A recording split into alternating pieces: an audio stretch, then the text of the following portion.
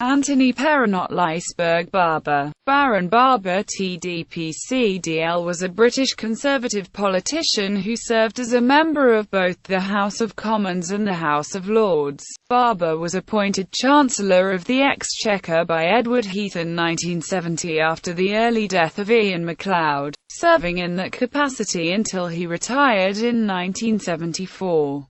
Barber became chairman of Standard Chartered Bank until 1987. Birth and early life. Barber was the third son of John Barber and his Danish wife, Musse. His birth was registered in Schullcoats, a suburb of Kingston upon Hull. Barber's unusual middle names arose from his mother, who contributed the Lysberg, and French grandmother, who contributed the Perrinott. His father was secretary-director of a Doncaster confectionery works. He had two brothers, Noel, who became a well-known journalist and novelist, and Kenneth, who became secretary of Midland Bank. Barber was educated at King Edward VI Grammar School in Retford, Nottinghamshire. He became an articled clerk, but joined the King's Own Yorkshire Light Infantry shortly before the Second World War started. He was commissioned into the Territorial Army Royal Artillery in 1939 and served in France with a unit from Doncaster as part of the British Expeditionary Force.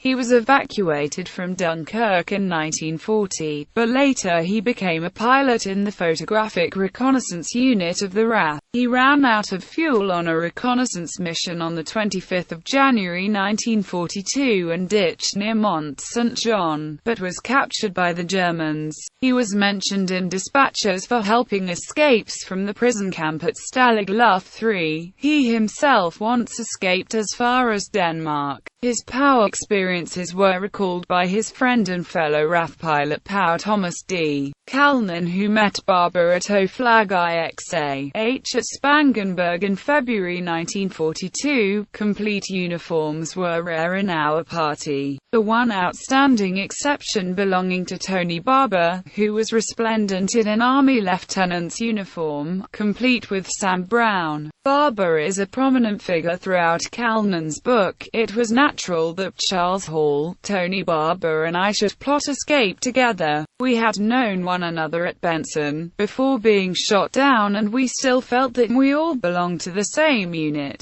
Barber also wrote a brief foreword to this volume. What has struck me most forcibly is how, after more than 20 years, he has recounted our adventures with such accuracy. He has managed to make a reality, once again, of the hopes and fears, the depression and the excitement which, for most of us who were there, now seems more like a dream.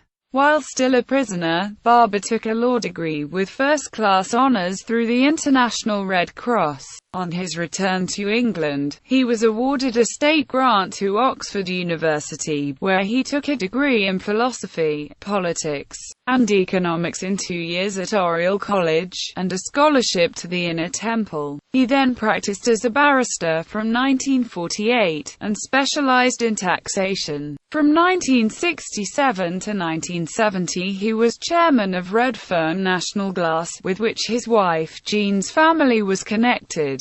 House of Commons. Anthony Barber stood in Doncaster at the 1950 general election but lost by 878 votes. He contested the seat again at the 1951 general election, however, and beat the incumbent Labour Member of Parliament, Raymond Gunter, by 384 votes. He held a series of offices: Parliamentary Private Secretary to George Ward from 1952 to 1958, Junior Government Whip from 1955 to 1958, and Parliamentary Private Secretary to the Prime Minister, Harold Macmillan, from 1958 to 1959.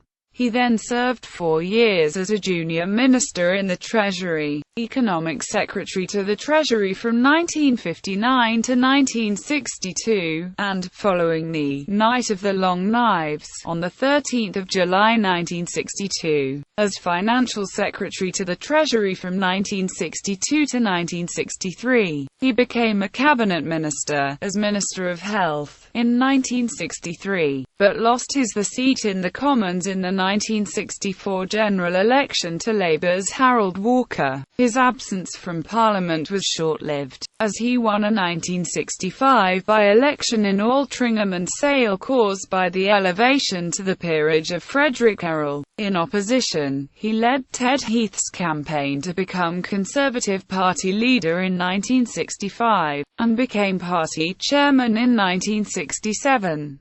The Conservatives won the general election in 1970, and Barber held his seat until the general election of October 1974, when he himself entered the House of Lords.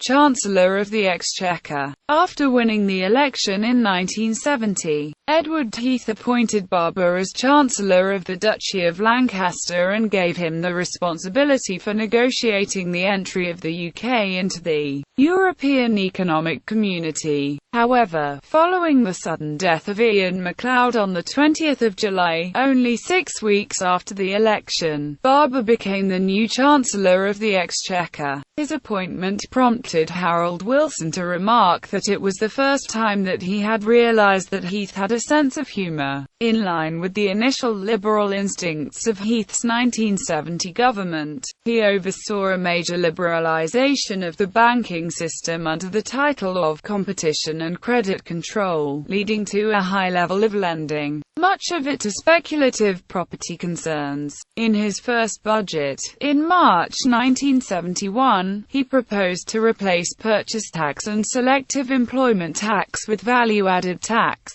and also relaxed exchange controls. Both were prerequisites to membership of the EEC. VAT came into force in 1973 at a standard rate of 10%. A year later, the rate was cut to 8%.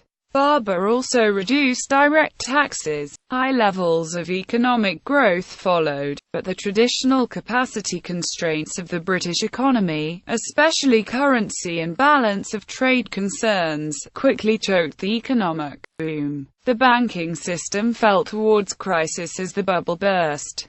During his term, the economy suffered due to stagflation and industrial unrest. In 1972 he delivered a budget which was designed to return the Conservative Party to power in an election expected in 1974 and 1975. This budget led to a period known as the Barber Boom. The measures in the budget led to high inflation and wage demands from public sector workers. He was forced to introduce anti-inflation measures in September 1972, along with a Prices Commission and a pay board. The inflation of capital asset values was also followed by the 1973 oil crisis, which followed the Yom Kippur War, adding to inflationary pressures in the economy and feeding industrial militancy. In 1972, having said a week earlier in the House of Commons that he had no reason to believe that the pound was overvalued, he floated it as a temporary measure. The pound immediately plunged on the markets, and it was impossible during his time as Chancellor to impose a new parity. It has remained floating ever since. After a strike by the miners, and a 3-day wick, Heath called for a general election on 28 February 1974 with the slogan, "Who governs Britain?" The election returned a minority Labour government and Harold Wilson as Prime Minister. Enoch Powell had refused to support the Conservatives at the first general election of 1974, mainly on the issue of Europe. He was strongly opposed to British membership of the then European Common Market. As the election approached, he attacked Heath and Barber over the economy and their failure to curb inflation. He said that the government had been reduced to printing money to balance the books and every member of the cabinet is compromised for a generation and not one of them should have the effrontery to offer himself for re-election. Quote, "It has been suggested that it was Powell who first referred to the Anthony Barber as the Demon Barber." Later years, Barber did not seek re-election at the general election of October 1974, and left frontline politics. He was made a life peer on 6 January 1975 as Baron Barber of Wentbridge in the county of West Yorkshire. and served as chairman of Standard Chartered Bank from 1974 to 1987, where future Prime Minister John Major was his personal assistant. Barber was also a director of BP from 1979 to 1988. He visited Nelson Mandela in prison, and was a member of the Franks Committee that investigated the Falklands War. In 1991, he became chair of the RAF Benevolent Association's appeal for the 50th anniversary of the Battle of Britain, which raised £26 million. He suffered from Parkinson's disease in later years, and died in Suffolk in 2005. He was married twice, with 2 daughters from his first marriage.